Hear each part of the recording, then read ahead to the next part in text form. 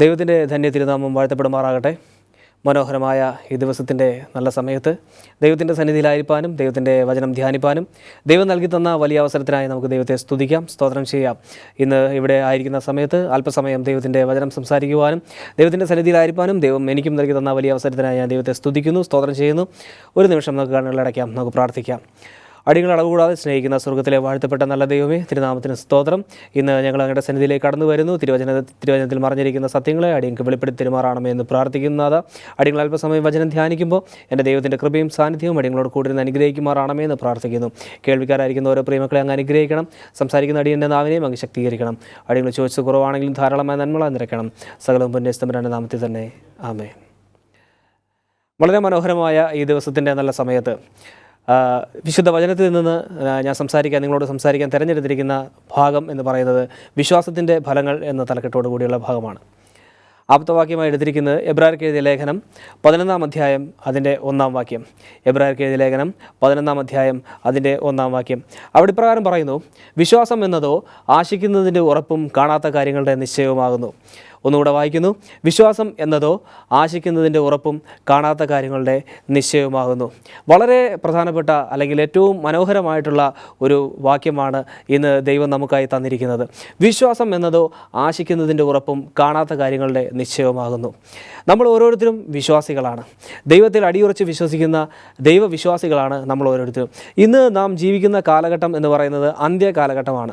അന്ത്യകാലഘട്ടത്തിൽ നമ്മളായിരിക്കുമ്പോൾ നമ്മളുടെ വിശ്വാസം അതീവമായി ശോധന ചെയ്യപ്പെടേണ്ടതും അതീവമായി ശോധന ചെയ്ത് ദൈവത്തിലേക്ക് കൂടുതലായി അടുക്കേണ്ടവരുമാണ് നാം ഓരോരുത്തരും. അങ്ങനെയാണ് എങ്കിൽ ഇന്ന് ഏത് രീതിയിലാണ് നമ്മളുടെ വിശ്വാസം മുന്നോട്ട് പോയിക്കൊണ്ടിരിക്കുന്നത്, ഏത് രീതിയിലാണ് നമ്മുടെ വിശ്വാസത്തെ നമ്മൾ ശോധന ചെയ്യുന്നത്, ഇന്ന് നമ്മൾ നോക്കാനായിട്ട് പോവുകയാണ്. ഇന്ന് ഈ വിശ്വാസത്തിൽ അടിയുറച്ച് നിൽക്കുമ്പോൾ എന്തെല്ലാം ഫലങ്ങളാണ് ദൈവം നമ്മളുടെ ജീവിതത്തിൽ ദാനമായി തരാനായിട്ട് പോകുന്നത് എന്നും നമ്മൾ നോക്കാനായിട്ട് പോവുകയാണ്. വിശ്വാസം എന്നതോ ആശിക്കുന്നതിൻ്റെ ഉറപ്പും കാണാത്ത കാര്യങ്ങളുടെ നിശ്ചയവുമാകുന്നു. അപ്പോൾ ചോദ്യം എന്താണ് ആശിക്കുന്നതിൻ്റെ ഉറപ്പും എന്താണ് കാണാത്ത കാര്യങ്ങളുടെ നിശ്ചയവും എന്ന്? രണ്ട് ചോദ്യങ്ങളാണ് ഇവിടെ പ്രസക്തമായിട്ടുള്ളത്. എന്താണ് ആശിക്കുന്നതിൻ്റെ ഉറപ്പ്, എന്താണ് കാണാത്ത കാര്യങ്ങളുടെ നിശ്ചയം എന്ന് പറയുന്നത്? നമുക്കൊന്ന് വായിക്കാം. മത്തായിയുടെ സുവിശേഷം 9-ാം അധ്യായം അതിൻ്റെ 18 മുതൽ 26 വരെയുള്ള വാക്യങ്ങൾ. മത്തായിയുടെ സുവിശേഷം 9-ാം അധ്യായം അതിൻ്റെ 18 മുതൽ 26 വരെയുള്ള വാക്യങ്ങൾ. അവിടെ ആ വാക്യങ്ങൾ വായിക്കുമ്പോൾ നമുക്ക് കാണാൻ തക്കവണ്ണം സാധിക്കുന്ന രണ്ട് കഥകൾ അല്ലെങ്കിൽ രണ്ട് സംഭവങ്ങൾ അവിടെ നമുക്ക് കാണാൻ തക്കവണ്ണം സാധിക്കുന്നു. ഒന്ന്, യേശു സംസാരിച്ചു കൊണ്ടിരിക്കുമ്പോൾ യേശുവും ശിഷ്യന്മാരും സംസാരിച്ചു കൊണ്ടിരിക്കുമ്പോൾ അവിടെ ഒരു പ്രമാണി കടന്നു വരുന്നതും പ്രമാണിയുടെ മകൾ രോഗമായി മരണപ്പെട്ടുവെന്നും എന്നിരുന്നാലും കർത്താവായ യേശു ക്രിസ്തു അവിടെ കടന്നു ചെന്ന് ആ ഭവനത്തിൽ കടന്നു ചെന്ന് ആ ബാലയുടെ മേൽ കൈവച്ചാൽ ആ ബാല സൗഖ്യമാകും എന്ന വിശ്വാസത്തോടു കൂടി കടന്നു വരുന്ന ഒരു പ്രമാണിയെ നമുക്ക് കാണാൻ തക്കവണ്ണം സാധിക്കുന്നു. രണ്ടാമത് നമുക്ക് കാണാൻ തക്കവണ്ണം സാധിക്കുന്നത് രക്തസ്രാവക്കാരിയായ ഒരു സ്ത്രീയെ നമുക്ക് കാണാൻ തക്കവണ്ണം സാധിക്കുന്നു. 12 വർഷമായിട്ട് രക്തസ്രാവം എന്ന വലിയ രോഗം ബാധിച്ച് എത്ര വൈദ്യന്മാരാലും ചികിത്സിച്ചിട്ട് ആ രോഗം മാറാതെ യേശുവിൻ്റെ വസ്ത്രത്തിൻ്റെ തൊങ്ങലിലൊന്ന് തൊട്ടാൽ സൗഖ്യം പ്രാപിക്കും എന്ന പൂർണ്ണ വിശ്വാസത്തോടു കൂടി കടന്നു വന്ന ഒരു സ്ത്രീയെ നമുക്ക് കാണാൻ തക്കവണ്ണം സാധിക്കുന്നു. ഈ രണ്ട് വ്യക്തികളെയാണ് ഇന്ന് ഞാൻ നിങ്ങളുടെ മുമ്പിൽ അവതരിപ്പിക്കാൻ തക്കവണ്ണം ആഗ്രഹിക്കുന്നത്. ഈ പ്രമാണി കടന്നു വന്ന് ഈ പ്രമാണി നാട്ടിൽ വളരെയധികം അറഗൻ്റായിട്ട് വളരെ മറ്റുള്ളവരോട് മോശമായി സംസാരിക്കുകയും അല്ലെങ്കിൽ ആ ഒരു സ്വഭാവമുള്ള ഒരു വ്യക്തിയായിരുന്നു എന്ന് നമുക്ക് കാണാൻ തക്കവണ്ണം സാധിക്കുന്നു. എന്നിരുന്നാലും ഇദ്ദേഹം ഒരു വിശ്വാസത്തോടു കൂടി യേശു സൗഖ്യമാക്കും എന്ന വിശ്വാസത്തോടു കൂടി യേശുവിൻ്റെ അടുത്തേക്ക് കടന്നു വരുന്നതായിട്ട് നമുക്ക് കാണാൻ തക്കവണ്ണം സാധിക്കുന്നു. ആ ബാല മരണപ്പെട്ടു. എന്നിരുന്നാലും കർത്താവെ, അങ്ങ് എൻ്റെ ഭവനത്തിൽ വന്ന് ബാലയുടെ മേൽ കൈവച്ചാൽ അവൾ സൗഖ്യമാകും എന്ന് അവിടെ പറയുന്നതായിട്ട് നമുക്ക് കാണാൻ തക്കവണ്ണം സാധിക്കുന്നു. അങ്ങനെ ഈ പ്രമാണിയോടൊപ്പം യേശുവും ശിഷ്യന്മാരും കടന്നു പോകുന്നു. വളരെ അടുത്ത് തന്നെയാണ് പ്രമാണിയുടെ വീട് എന്ന് നമുക്ക് മനസ്സിലാക്കാൻ തക്കവണ്ണം സാധിക്കുന്നു. ആ പോകുന്ന വഴിയിൽ ജനക്കൂട്ടം തിക്കി തിരക്കുന്നത് കൊണ്ട് വളരെ പയ്യെ മാത്രമേ കർത്താവായ യേശു ക്രിസ്തുവിന് അതിലൂടെ കടന്നു പോകാൻ തക്കവണ്ണം സാധിക്കുന്നുള്ളൂ. അങ്ങനെ മെല്ലെ പോകുന്ന സമയത്താണെങ്കിൽ പോലും അവിടെ കൂടിയിരുന്ന വിഷമമുള്ള ആളുകളിലേക്ക് എത്തുവാനും അവരിലേക്ക് കൈ നീട്ടുവാനും കർത്താവായ യേശു ക്രിസ്തുവിന് സാധിച്ചു എന്നുള്ളതും നമുക്ക് കാണാൻ തക്കവണ്ണം സാധിക്കുന്നു. അങ്ങനെ വളരെ പതിയെ പോകുമ്പോൾ ഈ പ്രമാണിയുടെ മനസ്സിലൊരു വിഷമമുണ്ടാകുന്നു. എത്രയും വേഗം എൻ്റെ ബാലയെ സൗഖ്യമാക്കണം, എൻ്റെ കുഞ്ഞിനെ സൗഖ്യമാക്കണം എന്ന ചിന്തയോടുകൂടി ഈ പ്രമാണി അവിടെ നിൽക്കുന്നതായിട്ട് നമുക്ക് കാണാൻ തക്കവണ്ണം സാധിക്കുന്നു. ആ സമയത്താണ് 12 വർഷം രക്തസ്രാവമുള്ള ഒരു സ്ത്രീ അവിടെ കടന്നു വരുന്നത്. ആ തിക്കിലും തിരക്കിലും ദൈവത്തെ ഒന്ന് തൊടുവാനും ആ വസ്ത്രത്തിലൊന്ന് തൊട്ടാൽ മാത്രം മതി എനിക്ക് സൗഖ്യമാകുമെന്ന പൂർണ്ണ വിശ്വാസത്തോടു കൂടി ആ തിക്കിലും തിരക്കിലും കടന്നു വരുന്ന സ്ത്രീയെ നമ്മൾ കാണുന്നു. ആ സ്ത്രീ ആ തിക്കിലും തിരക്കിലും കടന്നു വന്നു. യേശുവിൻ്റെ വസ്ത്രത്തിൻ്റെ തൊങ്ങലിലൊന്ന് തൊട്ടു. ആ തൊട്ട സമയം അത്രയും ജനക്കൂട്ടത്തിൻ്റെ ഇടയിൽ നിന്ന് യേശു നിന്ന് അവിടെ നിന്ന് പറഞ്ഞു, ആരോ എന്നെ തൊട്ടു, ആരാണ് എന്നെ തൊട്ടത്? ആ സമയത്ത് വളരെ കുറ്റബോധത്തോടു കൂടി, ഞാനൊരു തെറ്റ് ചെയ്തു പോയോ എന്നുള്ള കുറ്റബോധത്തോടു കൂടി സ്ത്രീ യേശുവിൻ്റെ മുമ്പിൽ വന്ന് പറയുകയാണ്, ഞാനാണ് ഗുരു തൊട്ടത് എന്ന് പറയുന്നു. അങ്ങനെ പറയുമ്പോൾ ആ സ്ത്രീയോട് യേശു പറയുന്നു, നിനക്ക് ഇന്നു മുതൽ സൗഖ്യം വന്നിരിക്കുന്നു, നിൻ്റെ വിശ്വാസം നിന്നെ രക്ഷിച്ചിരിക്കുന്നു, നിനക്ക് ഇന്നു മുതൽ സൗഖ്യം വന്നിരിക്കുന്നു. ഇവിടെ നമ്മൾ കാണേണ്ട ഏറ്റവും പ്രധാനപ്പെട്ടൊരു കാര്യം, യേശുവിൻ്റെ കൂടെ അന്ന് യേശുവിൻ്റെ അടുത്ത് നിന്ന് തിക്കും തിരക്കും കൂട്ടി, അല്ലെങ്കിൽ ആ തിക്കിലും തിരക്കിലും യേശുവിനെ തൊടുകയും യേശുവിൻ്റെ ദേഹത്തേക്ക് വീഴുകയും ചെയ്ത ഒരു ജനത്തിലേക്കും ഒരു ജീവൻ്റെ ശക്തി പകർന്നതായിട്ട് നമുക്ക് കാണാൻ തക്കവണ്ണം സാധിക്കുന്നില്ല. ഒരു ജനത്തിലേക്കും ഒരു വ്യക്തിയിലേക്കും ജീവൻ്റെ ശക്തി അന്ന് പകർന്നിട്ടില്ല. നേരെ മറിച്ച് ഈ സ്ത്രീ ആ ജനത്തിൻ്റെ ഇടയിലൂടെ കടന്നു വന്ന് ആ യേശുവിൻ്റെ വസ്ത്രത്തിൻ്റെ തൊങ്ങലിൽ നിന്ന് തൊട്ട ആ നിമിഷം തന്നെ ആ ജീവൻ്റെ ശക്തി പുറപ്പെട്ടു എന്നുള്ളത് നമുക്ക് കാണാൻ തക്കവണ്ണം സാധിക്കുന്നു. അതുവരെയും യേശുക്രിസ്തുവിനോടൊപ്പം നടക്കുകയും തിക്കിലും തിരക്കിലും പെടുകയും ചെയ്ത ഒരു വ്യക്തിയിലേക്ക് പോലും അന്ന് ജീവൻ്റെ ശക്തി പുറപ്പെട്ടതായിട്ട് നമുക്ക് കാണാൻ തക്കവണ്ണം സാധിക്കുന്നില്ല. നമ്മളൊന്ന് മനസ്സിലാക്കുക, ഇതുപോലെ തന്നെയാണ് നമ്മളുടെ ആത്മീയ ജീവിതവും. എല്ലാ തിക്കിലും തിരക്കിലും പെട്ട് ഒരു ആത്മീയതയില്ലാത്ത, അല്ലെങ്കിൽ ആത്മീയതയില്ലാത്ത പ്രാർത്ഥന, ആത്മീയതയില്ലാത്ത പ്രസംഗങ്ങൾ, ജീവനില്ലാത്ത വിശ്വാസം, ഇതൊന്നും നമ്മളെ യേശുവിൽ നിന്ന് പുറപ്പെടുന്ന ജീവനിലേക്ക് കൊണ്ടെത്തിക്കില്ല എന്നുള്ളത് നമ്മൾ മനസ്സിലാക്കുക. നമ്മളുടെ ജീവനില്ലാത്ത വിശ്വാസം, ആത്മീയതയില്ലാത്ത പ്രാർത്ഥന, ആത്മീയതയില്ലാത്ത പ്രസംഗങ്ങൾ, ഇതൊന്നും യേശുവിൽ നിന്ന് പുറപ്പെടുന്ന ആ ജീവനിലേക്ക് നമ്മളെ കൊണ്ടെത്തിക്കില്ല എന്ന് മനസ്സിലാക്കുക. നമ്മളെ അവിടെ എല്ലാം കൊണ്ടെത്തിക്കുന്നത് യഥാർത്ഥമായ ക്രിസ്തുവിലുള്ള യഥാർത്ഥമായ വിശ്വാസം മാത്രമാണ് യേശുവിൽ നിന്ന് പുറപ്പെടുന്ന ജീവനിലേക്ക് നമ്മളെ നയിക്കുന്ന ഏക ഘടകമെന്ന് പറയുന്നത്. നമ്മളുടെ യഥാർത്ഥമായിട്ടുള്ള വിശ്വാസം മാത്രമാണ് യേശുവിൽ നിന്ന് പുറപ്പെടുന്ന ജീവനിലേക്ക് നമ്മളെ നയിക്കുന്ന പ്രധാന ഘടകമെന്ന് പറയുന്നത്. ക്രിസ്തുവിനെ സ്വന്തം രക്ഷിതാവായി സ്വീകരിക്കുന്നതിലൂടെ നാം ദൈവവുമായിട്ട് ഒരു ഉടമ്പടി ബന്ധത്തിൽ ഏർപ്പെടുകയാണ്.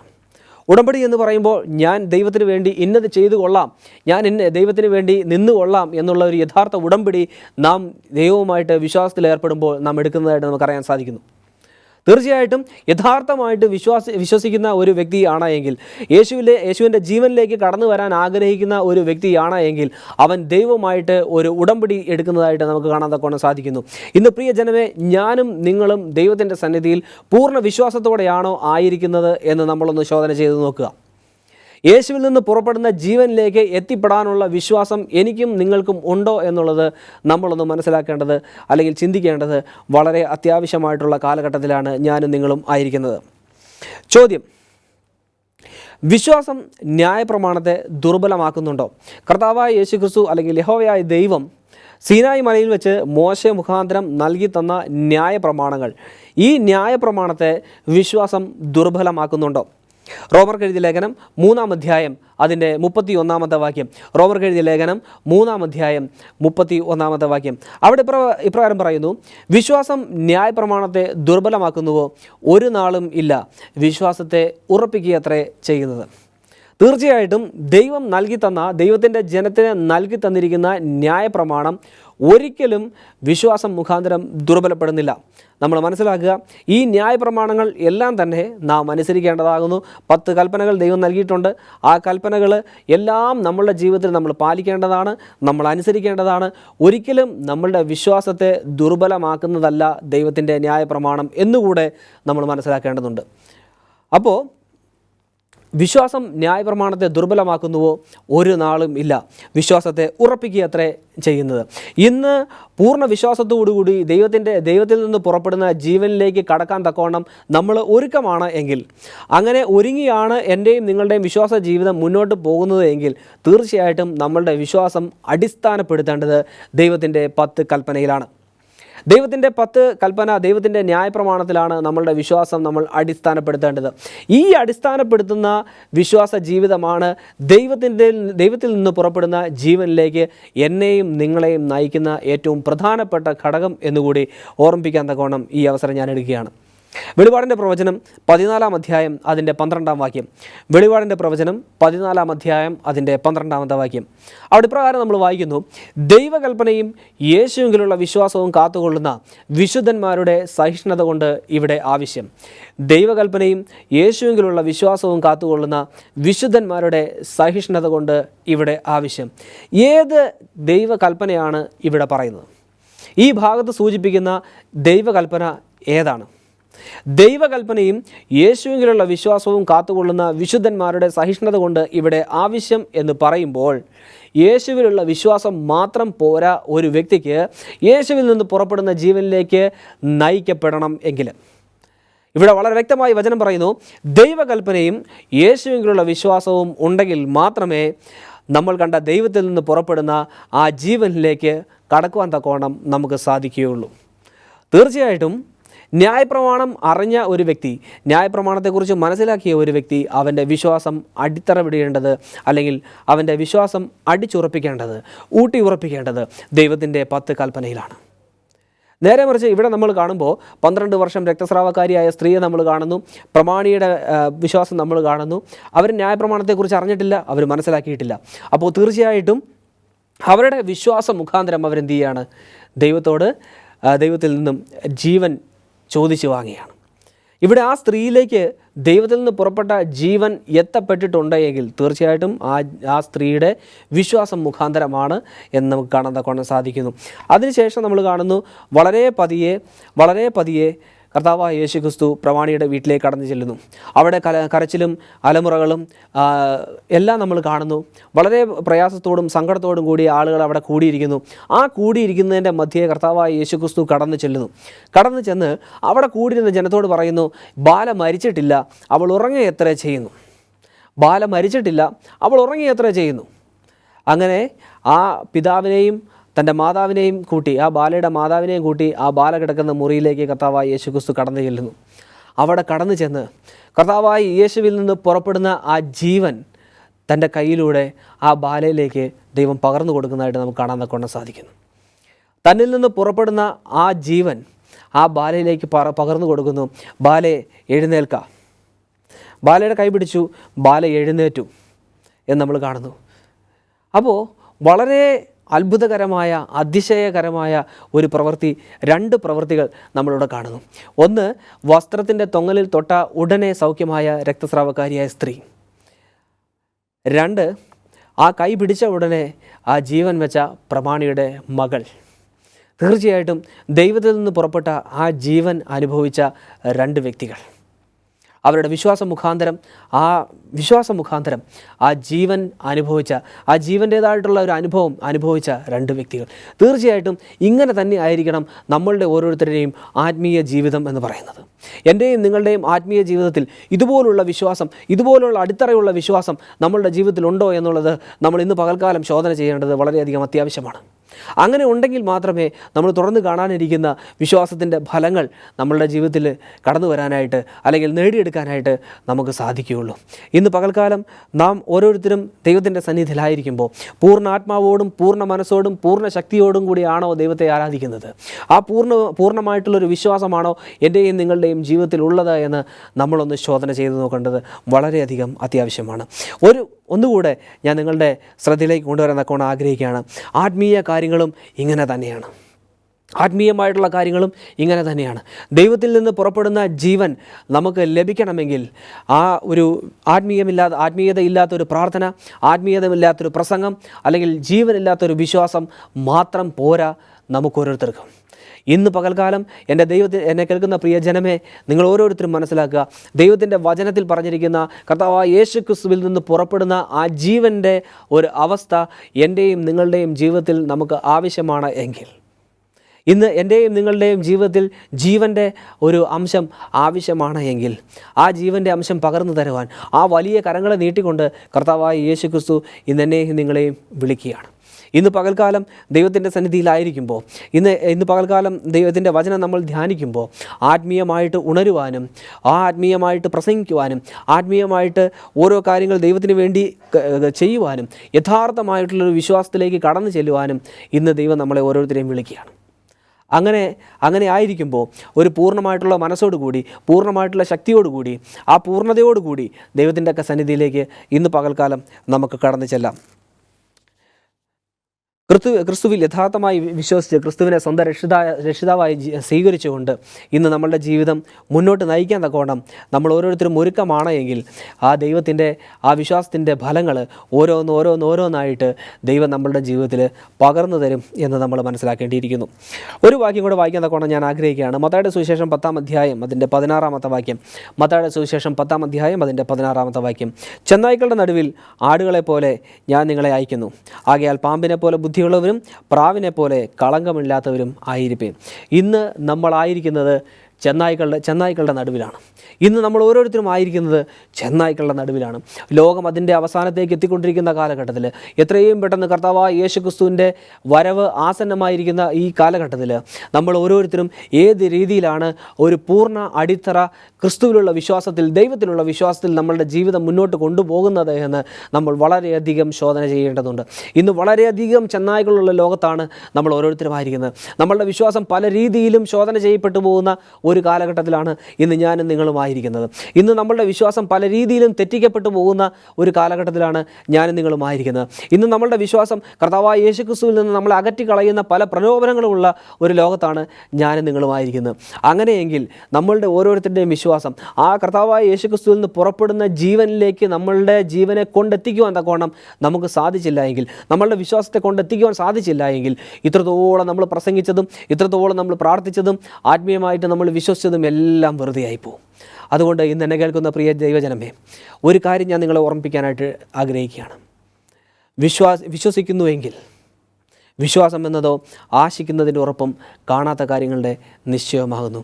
ഒരിക്കലും നടക്കില്ല, ഒരിക്കലും സാധിക്കില്ല എന്ന് അനേകർ പറഞ്ഞ കാര്യം, 12 വർഷമായിട്ട് രക്തസ്രാവമായിരുന്ന ആ സ്ത്രീ അനേകം വൈദ്യരാൽ സൗഖ്യപ്പെടാതെ, അനേകം മരുന്നുകൾ കഴിച്ചിട്ട് സൗഖ്യം പ്രാപിക്കാതെ, എൻ്റെ ദൈവത്തിൻ്റെ ആ യേശുക്രിസ്തുവിൻ്റെ വസ്ത്രത്തിൻ്റെ തൊങ്ങലിലൊന്ന് തൊട്ടാൽ മതി എനിക്ക് സൗഖ്യമാകും എന്നുള്ള പൂർണ്ണ വിശ്വാസത്തോടു കൂടി ആ ജനത്തിൻ്റെ ഇടയിലൂടെ തിക്കിലും തിരക്കിലും പെട്ട് ഇഴഞ്ഞിഴഞ്ഞ് അവിടെ ചെന്ന് കർത്താവായ യേശുക്രിസ്തുവിൻ്റെ വസ്ത്രത്തിൽ തൊട്ട ആ വിശ്വാസം, ഇന്ന് എന്നെ കേൾക്കുന്ന ദൈവജനമേ, ആ വിശ്വാസമാണ് ഇന്നെൻ്റെയും നിങ്ങളുടെയും ജീവിതത്തിൽ ആവശ്യമായിട്ടുള്ളത്. കാരണം ചെന്നായ്ക്കളുടെ നടുവിലാണ് ഇന്ന് ഞാനും നിങ്ങളും ആയിരിക്കുന്നത്. നമ്മളുടെ വിശ്വാസം ശോധന ചെയ്യപ്പെട്ടു പോകുന്ന ഒരു കഠിനമായിട്ടുള്ള ഒരവസ്ഥയിലാണ് ഇന്ന് ഞാനും നിങ്ങളും ആയിരിക്കുന്നത്.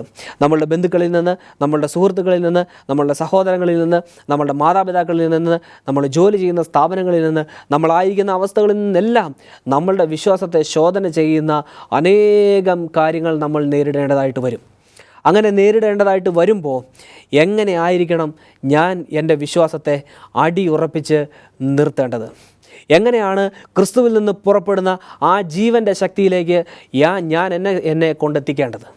ആ ക്രിസ്തുവിൽ നിന്ന് പുറപ്പെടുന്ന ജീവൻ്റെ ശക്തിയിലേക്ക് ഞാൻ എന്നെ കൊണ്ടെത്തിച്ചില്ല എങ്കിൽ ഒരിക്കലും കർത്താവായ യേശുക്രിസ്തു രണ്ടാമത് വരുമ്പോൾ ഒരിക്കലും ആ മഹത്വമുള്ള ദൈവത്തിൻ്റെ സന്നിധിയിലേക്ക് കടന്നു ചെല്ലാൻ തക്കോണം എനിക്കും നിങ്ങൾക്കും സാധിക്കില്ല എന്നുള്ളത് വളരെ വ്യക്തമായിട്ട് ദൈവത്തിൻ്റെ വചനം പറയുന്നു.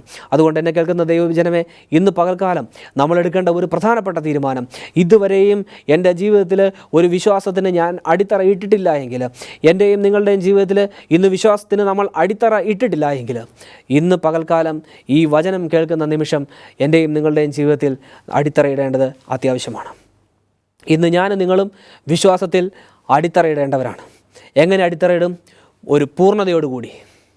ആ കർത്താവായ യേശുക്രിസ്തുവിൽ നിന്ന് പുറപ്പെടുന്ന ജീവൻ്റെ ശക്തി പ്രാപിക്കാൻ വേണ്ടി ഒരു പൂർണ്ണതയോടുകൂടി എൻ്റെ ദൈവത്തിൻ്റെ സന്നിധിയിൽ കടന്നു ചെന്നാൽ എനിക്ക് സൗഖ്യമാകും, എൻ്റെ എല്ലാ പ്രശ്നങ്ങൾക്കും ഒരു പരിഹാരമുണ്ടാകും, എൻ്റെ എല്ലാ പ്രയാസങ്ങൾക്കും ഒരു പരിഹാരമുണ്ടാകും എന്നുള്ളൊരു പൂർണ്ണ മനസ്സോടുകൂടി, ഒരു പൂർണ്ണ ഉറപ്പോടുകൂടി ഇന്ന് ദൈവത്തിൻ്റെ സന്നിധിയിലേക്ക് കടന്നു ചെല്ലാൻ തക്കവണ്ണം നമ്മൾ ഒരുക്കമാണ് എങ്കിൽ, ആ പുറപ്പെടുന്ന ജീവൻ്റെ ശക്തി ആവോളം ഇന്ന് നമ്മളുടെ മേൽ പകർന്നു തരുവാൻ തക്കവണ്ണം കർത്താവായ യേശുക്രിസ്തു ഒരുങ്ങി നിൽക്കുകയാണ്. ആ പ്രമാണിയുടെ മകളെ കൈനീട്ടി ദൈവം തൊട്ടതുപോലെ എന്നെയും നിങ്ങളെയും കൈനീട്ടി തൊടുവാൻ തക്കവണ്ണം ദൈവം ഒരുങ്ങി നിൽക്കുകയാണ്. അതുകൊണ്ട് ഇന്ന് എന്നെ കേൾക്കുന്ന ദൈവത്തിൻ്റെ ജനമേ, മനസ്സിലാക്കുക, വിശ്വാസം എന്നതോ ആശിക്കുന്നതിൻ്റെ ഉറപ്പും കാണാത്ത കാര്യങ്ങളുടെ നിശ്ചയമാണ്.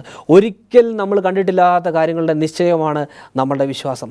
സ്വർഗമുണ്ട് എന്നോ, സ്വർഗത്തിലേക്ക് നമ്മൾ ഇതുവരെ പോയിട്ടില്ല, സ്വർഗം നമ്മൾ കണ്ടിട്ടില്ല, പക്ഷേ സ്വർഗം ഉണ്ട് എന്ന് നമ്മൾ വിശ്വസിക്കുന്നു. എന്തുകൊണ്ട് വിശ്വസിക്കുന്നു? ഞാൻ പോകുന്നത് നിങ്ങൾക്ക് നല്ലത്, ഞാൻ പോയി നിങ്ങൾക്ക് സ്ഥലമൊരുക്കും, അതിനുശേഷം ഞാൻ എന്ത് ചെയ്യും? നിങ്ങളെ വന്ന് എൻ്റെ അടുക്കൽ വീണ്ടും ചേർത്തുകൊള്ളും. എൻ്റെ പിതാവിൻ്റെ സന്നിധിയിൽ അനേകം വാസസ്ഥലങ്ങളുണ്ട്, ഇല്ലെങ്കിൽ ഞാൻ നിങ്ങളോട് പറയുമായിരുന്നു. ഞാൻ പോയി നിങ്ങൾക്ക് സ്ഥലമൊരുക്കുന്നു. അതിനുശേഷം എന്തു ചെയ്യും? പിന്നെയും വന്ന് നിങ്ങളെ ഞാൻ ഇരിക്കുന്നിടത്ത് നിങ്ങളും ഇരിക്കേണ്ടതിന് പിന്നെയും വന്ന് നിങ്ങളെ എൻ്റെ അടുക്കൽ ചേർത്തുകൊള്ളും. ഞാൻ ഇരിക്കുന്നിടത്ത് നിങ്ങളും ഇരിക്കേണ്ടതിന് പിന്നെയും വന്ന് ഞാൻ നിങ്ങളെ ചേർത്തുകൊള്ളും. അതുകൊണ്ട് ഇന്ന് ദൈവം ഇരിക്കുന്നിടത്ത് നമ്മളും ഇരിക്കണം എന്ന് ദൈവം ആഗ്രഹിക്കുന്നുണ്ട്. ഇന്ന് അത് നമ്മൾ ആഗ്രഹിക്കുന്നുണ്ടെങ്കിൽ ഇന്ന് നമ്മളുടെ വിശ്വാസം ശോധന ചെയ്ത് ആ ദൈവത്തിൽ നിന്ന് പുറപ്പെടുന്ന ജീവൻ്റെ ശക്തിയിലേക്ക് കടന്നു ചെല്ലാത്ത കോണം ഇന്ന് പകൽക്കാലം നമ്മൾ ഒരുങ്ങുക.